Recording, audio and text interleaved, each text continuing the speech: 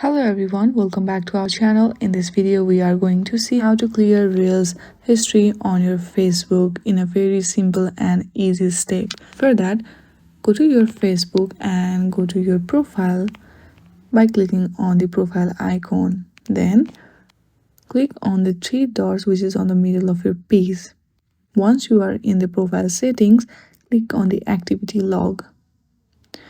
Now on the middle of your screen you can see three options, that is archive, trash and activity history. Simply click on the activity history and then these are the all of your activity history. If there are any reels history, it will be here. Then simply click on the trash, then all thing will be removed. In this way you can clear reels history on Facebook in a very simple and an easy step. Thank you for watching this video. If you like this video, then please do not forget to subscribe our channel.